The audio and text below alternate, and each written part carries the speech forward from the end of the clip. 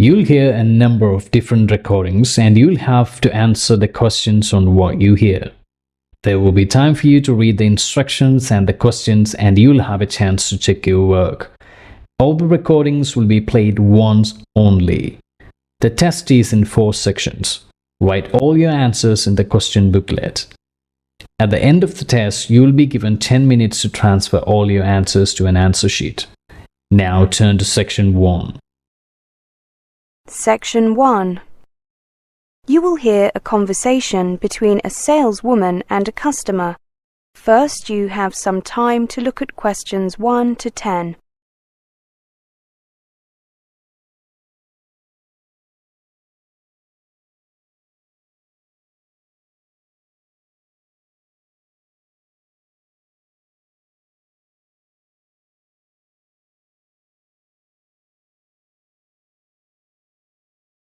Now listen carefully and answer questions 1 to 10.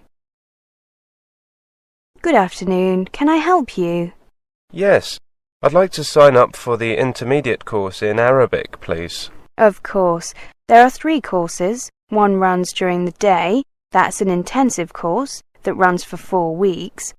Then there is the weekend course, which runs for 8 weeks. Finally, the evening course runs for 12 weeks.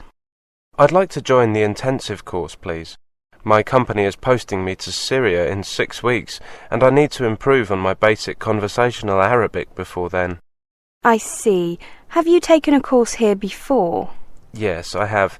I took the Arabic refresher course during the summer. I really enjoyed it. Do you have your registration card for that course?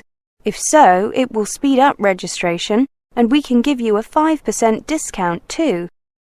I think I'd have it in my handbag. Yes, here it is. A little dog-eared, I'm afraid. Thank you. Your name is David I'm sorry, the rest of your name is not clear. Rivers. Rivers. Ah, yes. Okay, I have your details on the computer. Actually, my address has changed since I took the previous course. My new address is 38 Temple Way. Thank you. I'll just change that. Can I have your new postcode too, please? Certainly. It's BM9 2EV. My new home telephone number is 698-4537. My mobile number is the same as before. That's 0987 375 633. That's right. It says here that the teacher was very impressed with you. Really? Ahmed was a great teacher. Is he still here? I'm afraid not. He went back to Syria.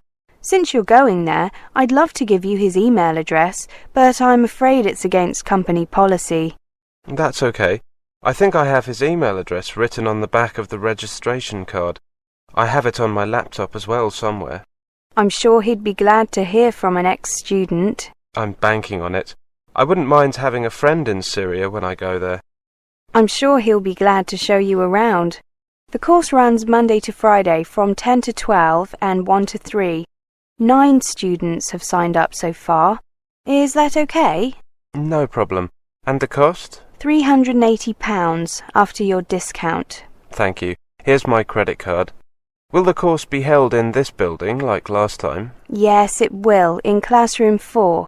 The teacher this time is Mrs. Aziz. Oh, I've met her. She seems well-spoken and friendly. I'm looking forward to her class already.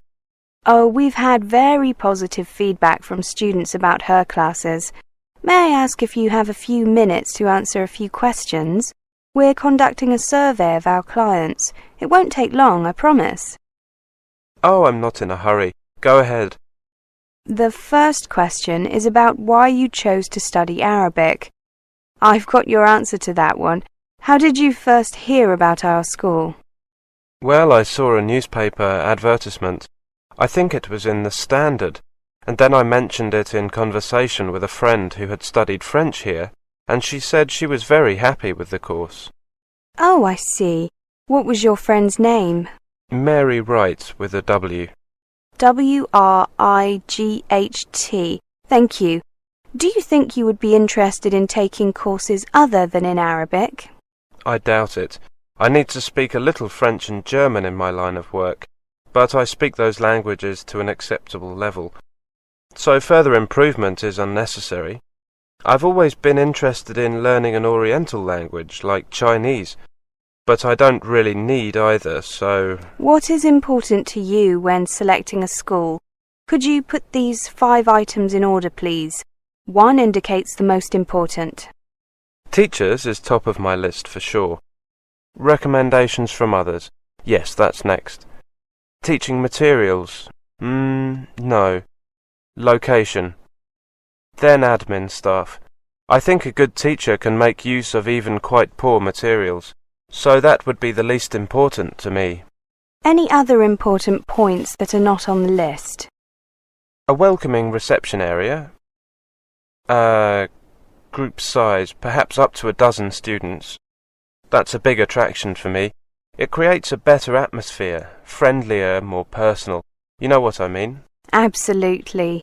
Thank you very much for that. Here's a complimentary English-Arabic pocket dictionary with our thanks. That is the end of section 1. You now have some time to check your answers.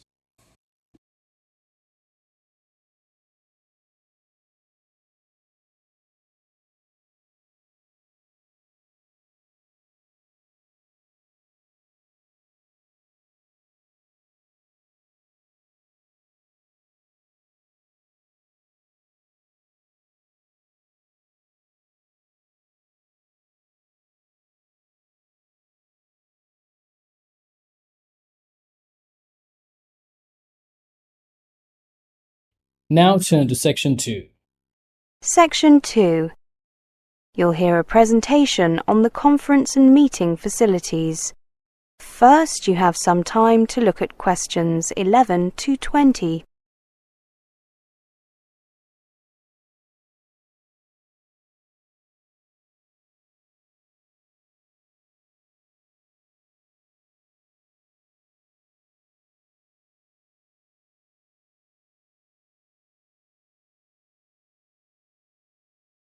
Now listen carefully and answer questions 11 to 20. Welcome to this short, and you have my word, it will be short, presentation on the conference and meeting facilities available at the Construction Education Centre. The Construction Education Centre is the established focal point for many major activities connected with building materials, construction, architecture and design, and even some activities outside those areas. For almost 70 years it has remained at the heart of the industry, and today plays host to many important events, receiving over 100,000 visitors, trainees and delegates throughout the year.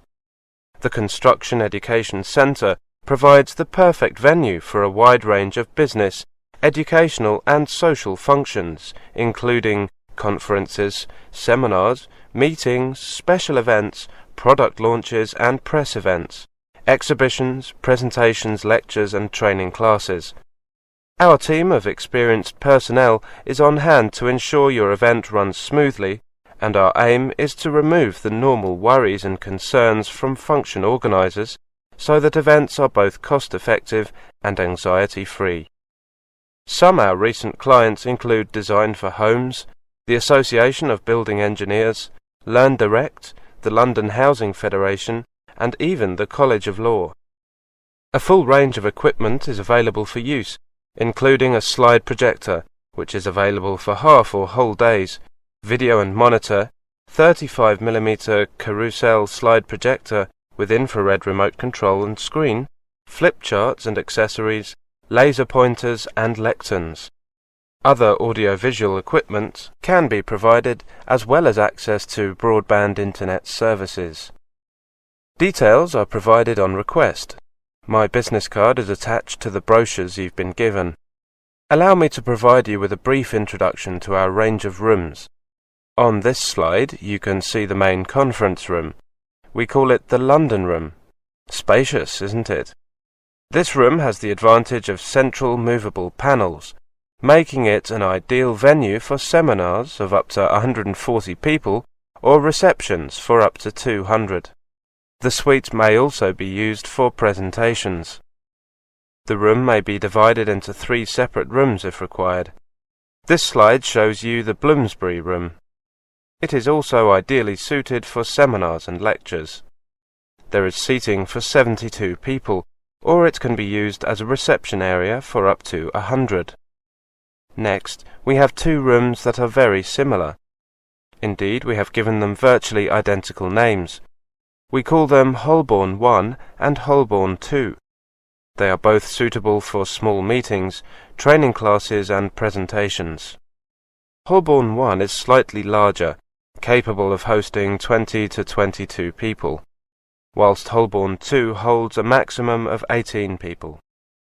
The Oxford suite measures 12 by 6 metres and provides a more spacious and luxurious environment for executive meetings and presentations. As you can see, it is particularly elegant and well furnished.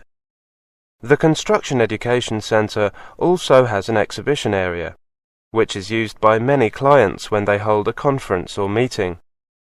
This can be used as a way of informing delegates of your company, or as a visual launch pad for your company or its products and services. Recently we held an exhibition entitled Sustainable London from Friday 9th of March until Saturday the 28th of April. Here are a few slides showing that exhibition. The Sustainable London exhibition presented the challenge, the response and progress towards a sustainable 21st century city. The exhibition featured over 60 different schemes, from private houses to master plans, and showed how local government, architects and engineers are employing technology to reduce environmental impact and address climate change. Here we can see an example of a display of environmentally friendly technology by some of the leading brands in the field. I would also like to show you a few slides showing our educational activities. Here you can see our vocational students assessing construction plans. We currently have about 120 students here at the CEC, and we hope to increase that number to 150 over the next 2 years. We provide a wide range of essential training for the people who will hold key positions in the construction industry of tomorrow. In this slide, you can see students at work on designing an environmentally friendly home. Their designs are later reviewed by experienced professionals and have led to changes in the way that such homes are designed. Finally, I'd like you to draw your attention to this slide showing the location of the Construction Education Centre. As you can see, it is located in the heart of London's East End in Story Lane, off Court Street. Limited metered parking is available outside the CEC, but there is a car park nearby in Russell Street. The nearest underground stations are Court Road and Russell Square. The centre is also within walking distance from Queen's Cross train station. That is the end of section 2. You now have some time to check your answers.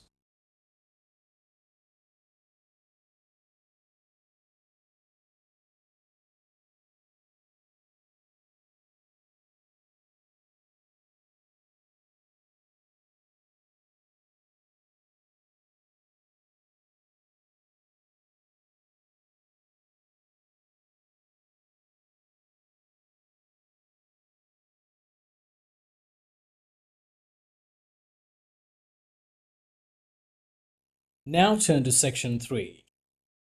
Section 3. You will hear a conversation. First, you have some time to look at questions 21 to 30.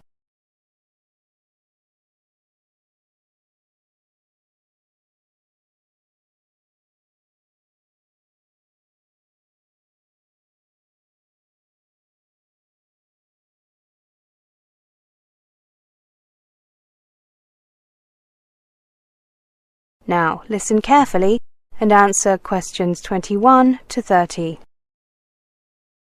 So, do you think taking a gap year between leaving school and beginning uni is worth it? I was just reading that it is estimated that at least 50,000 young people here in Britain take one each year. I think it's a good idea for some, but not for most. Oh, David, I disagree. Well, Kelly, in the clamour to arrange a volunteer scheme placement or to book round-the-world plane tickets, how many school leavers, or their parents for that matter, stop to think about the true worth of taking a year out? Are gap years the life-changing, character-forming experience their prominents claim them to be, or are they merely an excuse to waste time, burn money and delay the inevitable? How did the idea ever start, anyway? It says here that originally they were common mainly among Oxford and Cambridge applicants who were required to apply for a university place after already taking their A-levels. Once accepted, this gave them a further 9 months to travel or to do as they wished. They're mostly a UK and Australian phenomenon. In the US, the tendency is still to go to college straight after leaving school. In most other European countries, gap years are rare, partly because students will often take longer to complete their university courses and have more time during the academic year to take time off. Well, David says they might not be worth it, so is there any way we can measure the cost? Well, the first thing to do is to assume that you will use the time available to travel abroad for a length of time, working for a period beforehand to save up the money necessary. Let's see. Roughly speaking, you will probably need about £500 for the plane ticket, depending on where you go. Then you'll need up to £200 for the specialist travel insurance, and anything up to £5,000 to pay for the cost of internal travel in the countries you visit, plus food, accommodation and other sundries. Many gap year travellers can make do with about £3,000 in total, although this means living on a fairly tight budget. But then you need to add the above cost for the foregone benefit of 1 year's salary after graduation. For example, say your first job after leaving university were to pay £15,000 to £20,000 a year. That's what you lose by taking a gap year. Well, that's not entirely fair. You can measure value through personal development as well as financially. A gap year tends to broaden young people's horizons, helps them to mature and see things from a much wider perspective. It can motivate them to focus on their studies. Research shows that students are more likely to be satisfied with and complete their chosen course after taking a gap year. Many universities also say that they can tell the difference between those students who have taken gap years and those who have not, in terms of attitude, commitment, and general insights that are less evident in those who come straight from school. These are all benefits that a person will carry with him or her well past university. Many employers are on record as saying that they welcome job applications from students whose CVs say they took a year off, either before going to university or in some cases after graduating. They too are aware of the greater maturity and broader potential vision of those who have used their time constructively and learned something about the world. That's true. Employers want graduates who can work well in teams, think independently, communicate effectively, and make informed decisions, all of which can be learned by taking a gap year. This potential to differentiate yourself from other applicants becomes all the more important at a time when up to 40% of young people are taking degrees, often graduating with good results. The key here is ensuring two things: that the time you have taken off is used constructively, and that you make it clear in any job application what you have learned from your gap year and how it applies to the post you are applying for. Swanning on a beach in Australia is hardly likely to impress the average employer. There is no doubt that if you can show a practical approach, for example by volunteering with a charity, you will gain brownie points from many employers. But equally, any situation in which a young person has been required to learn new things, to act independently, To work for someone, to be able to mix with fellow travellers and people in the countries they're visiting, will be seen as a positive experience. It says here that academic research carried out for the Department of Education suggests that employers recognise they stand to benefit from new recruits who, to quote one HR director, have been out of their comfort zones and are thus more likely to have the flexibility and improvisation skills to deal with the demands of the graduate workplace. Again, I think that the key thing is to make sure that your employer is steered into appreciating whatever experiences you have gained during that gap year. Clearly, telling a prospective boss that your 6 months on a beach in Oz was awesome will put you in a disadvantage compared with another applicant who goes into great details about the business skills learned by working in a cafe in the same location. That is the end of section 3. You now have half a minute to check your answers.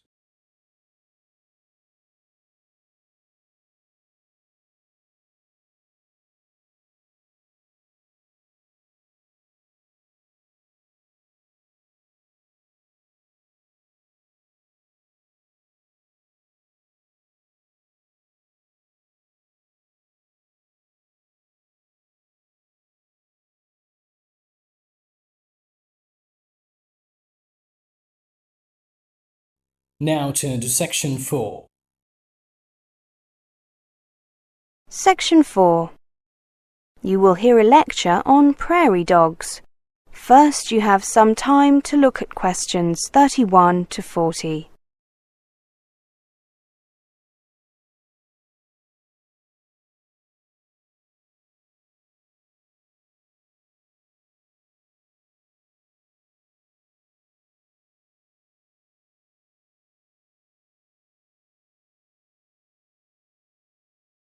Now listen carefully and answer questions 31 to 40. Welcome to this presentation on prairie dogs. You can see a picture of these rather cute animals on this slide. As you can see, they are about the size of a rabbit, and they have a brown or clay-coloured coat with black-tipped hairs and a black-tipped tail. The underside of the prairie dog is a light tan colour. They have short legs and sharp claws to help them dig their homes. Their bodies are 12 to 15 inches long, with a 3 to 4 inch tail, and they weigh 2 to 4 pounds. I've been interested in these animals for a long time and would like to talk about a remarkable discovery. The barks of prairie dogs have distinct individual meanings. Prairie dogs have different words for tall human in yellow shirt, short human in green shirt, coyote, deer, red-tailed hawk, and many other creatures. They can even coin new terms for things they've never seen before, independently coming up with the same calls or words, according to research done over 2 decades by a professor from Arizona University, who can now not only call himself a biology professor, but also a prairie dog linguist. Prairie dogs of the Gunnison species, which were studied intensely, actually speak different dialects in Arizona and in Colorado, but they would probably understand one another, research indicates. So far, this is believed to be, or prairie dogs appear to be, demonstrating the most sophisticated communication system that anyone has shown in animals. Prairie dog chatter is variously described by observers as a series of yips, high-pitched barks, or eeks. And most scientists think prairie dogs simply make sounds that reflect their inner condition. That means all they're saying are things like ouch, or hungry, or eek. But we now know that prairie dogs are communicating detailed information to one another about what animals are showing up in their colonies, and maybe even gossiping. Linguists have set 5 criteria that must be met for something to qualify as a language. It must contain words with abstract meanings, possess syntax in which the order of words is part of their meaning, have the ability to coin new words, be composed of smaller elements, and use words separated in space and time from what they represent. The American researchers focused their efforts on these 5 criteria to see if prairie dogs use a language as defined by human linguists or not. Work was done in the field and in laboratory. With digital recorders, they recorded the calls prairie dogs make as they see different people, dogs, and other animals of different sizes and with different coat colors, such as hawks and elk. They then analyzed the sounds using a computer that dissects the underlying structure and creates a sonogram or visual representation of the sound. Computer analysis later identifies the similarities and differences.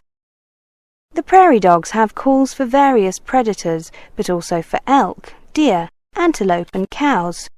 It's as if they're trying to inform one another what's out there. So far, the researchers have recorded at least 20 different words. Some of those words or calls were created by the prairie dogs when they saw something for the first time. 4 prairie dogs in the lab were shown a great horned owl and European ferret, 2 animals they had almost certainly not seen before. If only because the owls are mostly nocturnal and this kind of ferret is foreign. The prairie dogs independently came up with the same new calls.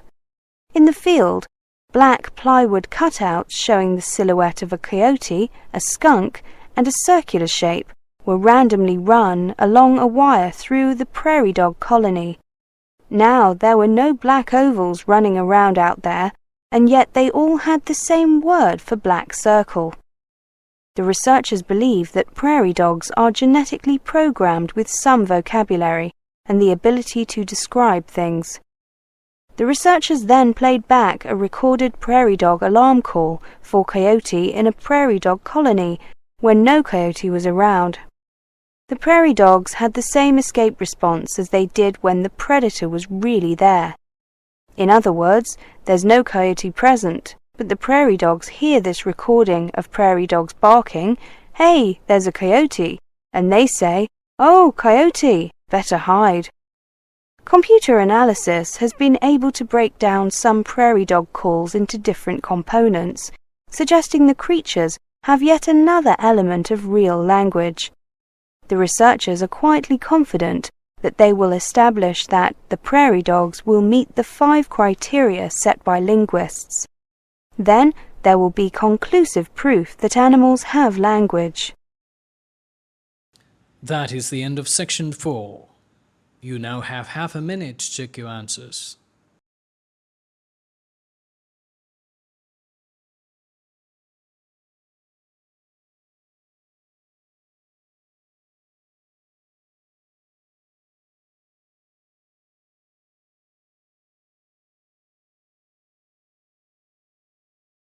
That is the end of this listening test. Thank you very much for practicing this test with Lifestyle Training Center. You can now check in the description and verify your answers. If you find this video helpful, please subscribe to our channel and write down your comments and let us know how you feel about it. If you need more help or for training, please feel free to contact us. Details can be found in the description. Until we see you next time, take care. Bye-bye.